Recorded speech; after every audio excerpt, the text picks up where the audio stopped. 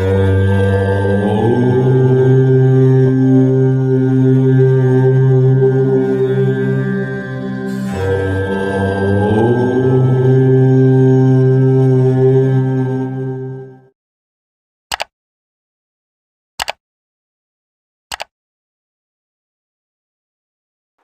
श्री गुरुवे नमः। तंत्र ग्रंथों में इस ब्रह्मांड की जो आधारभूता शक्तियाँ कही गई हैं उन्हें 10 महाविद्याओं के नाम से जाना जाता है। इन 10 महाविद्याओं में जो 9वें क्रम की शक्ति है वो है महाविद्या मातंगी।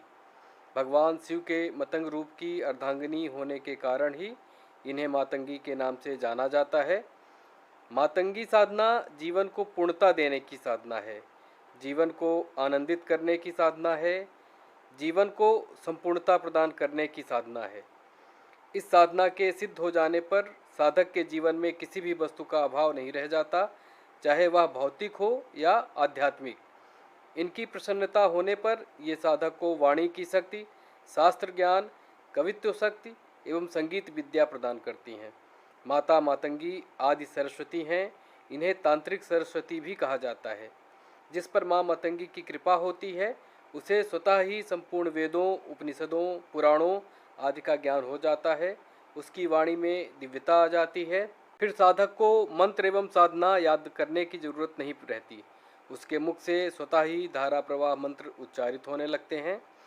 जब वह बोलता है तो हजारों लाखों की भीड़ मंत्रमुग्ध सी उसके मुख से उच्चारित वाणी को सुनती रहती है। साधक की ख्याति संपूर्ण ब्रह्मांड में फैल जाती है। कोई भी उससे शास्त्रार्थ में विजयी नहीं हो सकता। वह जहाँ भी जाता है विजय प्राप्त करता ही है।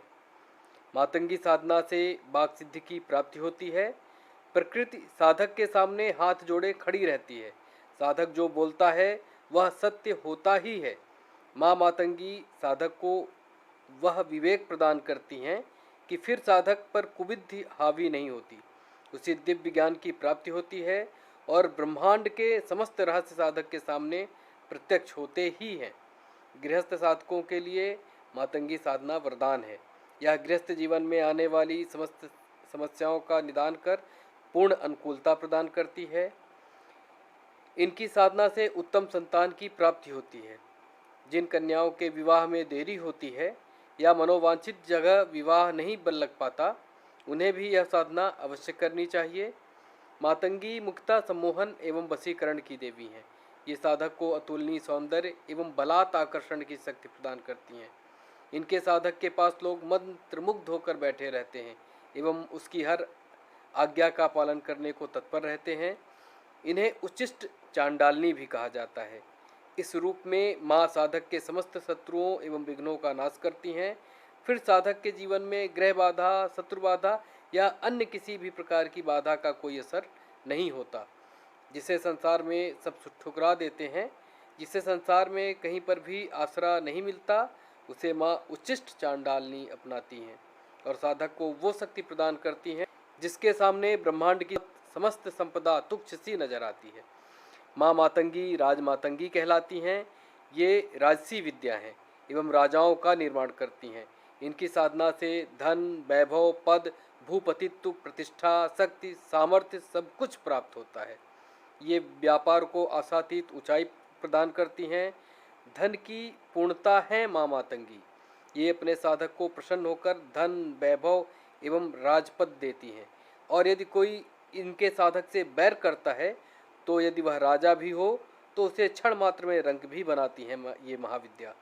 ये महाविद्या प्रसन्न होकर साधक को पूर्ण तांत्रिक बनाती हैं। उसे खटकर कर्मों में निपुणता देती हैं। सभी रोगों का, भूत प्रेत बाधाओं एवं समस्त आभिचारिक कृत्यों का निदान कर अपने साधक को पूर्ण सुरक्षा प्रदान करती हैं। यदि कोई कलाकार है और वह अपनी कला में सर्वोत्कृष्टता प्राप्त करना चाहता है तो उसे माँ मातंगी की साधना अवश्य करनी चाहिए। व्यक्ति जब तक भौतिक जीवन का पूर्णता से निर्वाह नहीं कर लेता तब तक उसके मन में आसक्ति का भाव रहता ही है और जब इन इच्छाओं की पूर्ति होगी तभी वह आध्यात्मिकता के क्षेत्र में उन्नति कर सकता है। मातंगी महाविद्या साधना एक ऐसी साधना है जिससे आप भौतिक जीवन को भोगते हुए आध्यात्मिक की ऊंचाइयों को छू सकते हैं। मातंगी महाविद्या साधना से साधक को पूर्ण गृहस्थ सुख, शत्रुओं का नाश, भोग विलास, अपार संपदा, वाग सिद्धि, कुंडलनी जागरण, अपार सिद्धियां, काल ज्ञान, इष्ट दर्शन आदि प्राप्त होते ही हैं।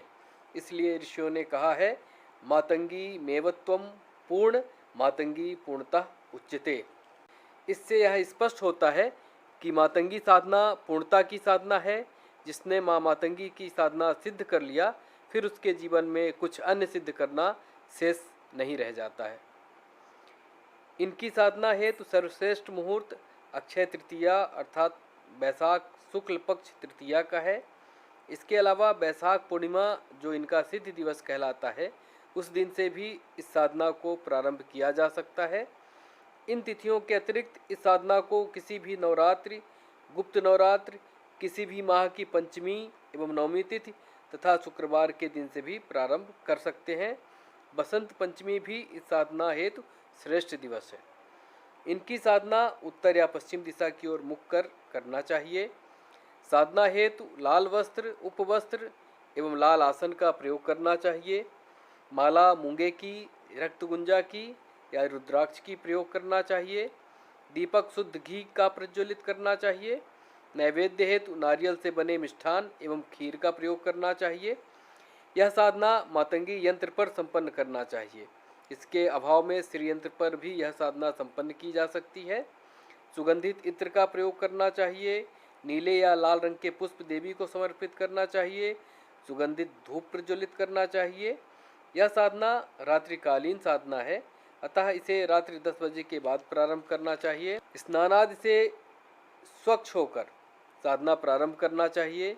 सर्वप्रथम पवित्रीकरण, आचमन, तिलक धारण, भूमि शोधन एवं दिशा बंधन करना चाहिए।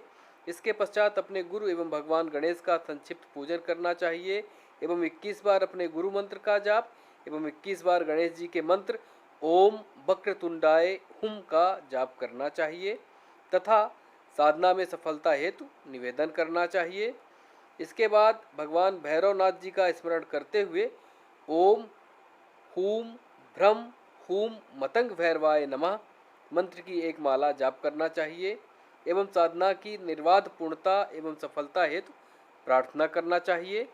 इसके पश्चात माता के उपलब्ध विग्रह का सभी उपलब्ध उपचारों से विधिवत पूजन करना चाहिए।